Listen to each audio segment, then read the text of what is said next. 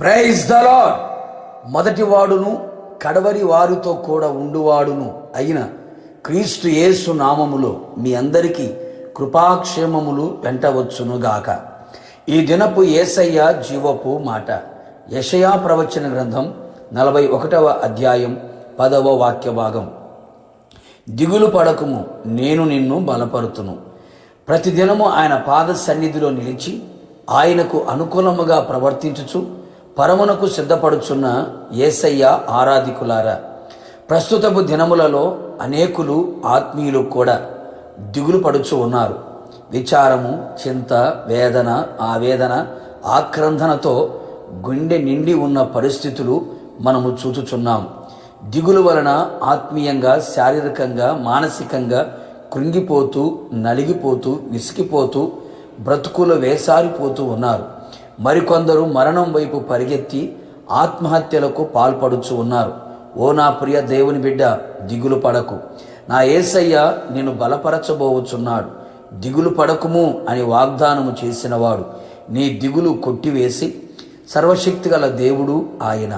అనేక మంది జీవితాలలో వారు చేయుచున్న పనులలో సారము లేక, అనగా ఆశీర్వాదము చవిచూడక, ఏది చేసినా కలిసి రాక, పూనుకొనిన సర్వ ప్రయత్నములు సఫలము కాక విఫలమై నిస్సారమై దిగులు చెందుతూ ఉన్నారు. భయపడకుము, దిగులు పడకుము. నీవు చేయు సర్వ ప్రయత్నములలో నా దేవుడు నిన్ను బలపరిచి సర్వ విషయములో నీకు మేలు, సమృద్ధి, ఆశీర్వాదం, సారము అనుగ్రహించును. మరికొందరు సమాధానము లేని కారణము చేత, భీతి చేత, దిగులు చేత జనులు కేకలు వేయుచున్నారు.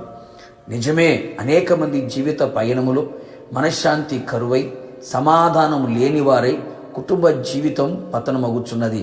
నిరుద్యోగ సమస్య, అనారోగ్యపు సమస్య, ఆర్థిక సమస్య, ఇలాగా అనేక మంది అసమాధానపు స్థితిలో నిలిచి దిగులు పడుతూ ఉన్నారు. నా యేసయ్య నిన్ను బలపరిచి నది వలె సమాధానమును పారజేసి సరిహద్దులలో సమాధానము నిలిపి సమస్త జ్ఞానమునకు మించిన దేవుని సమాధానం నీ హృదయమునకు తలంపులకు కావలి కాయునట్లుగా చేసి నీ దిగులును పోగొట్టునుగాక. నీ నోటి నిండా నవ్వు ఉండునుగాక, నీ హృదయం ఉల్లసించునుగాక. మరికొందరిలో మరణ భయము చేత దిగులు, వణుకు పుట్టుచున్నవి. కంటికి కనబడే కార్యాలు, చెవికి వినబడుచున్న కార్యములు గుండెల్లో మరణ భయము పుట్టించి వణికింప చేయుచున్నవి. భయపడకు నేస్తమా, నా యేసయ్య మరణపు ముళ్ళు విరిచి ఉన్నాడు. నీలో మరణ భయము పుట్టించే అపవాది బలమును నిర్మూలము చేసి నిన్ను ధైర్యపరచును. మనుషులు పెట్టు నిందకు భయపడి వారి దూషణ మాటలకు దిగులు పడుచున్నావా? ఏదో వదంతి విని హృదయములో దిగులు పుట్టుచున్నదా? దిగులు పడకు. నా యేసునాథుడు అన్ని విషయములలో నిన్ను బలపరిచి నిన్ను హృదయ ఆనందముతో కేకలు వేయినట్లుగా చేయబోచు ఉన్నాడు. నీ దిగులు, విచారమును కొట్టివేయబోతున్నాడు. విశ్వసించు, నా దేవుని కార్యములు మీరు చూచెదరుగాక. ప్రార్థన.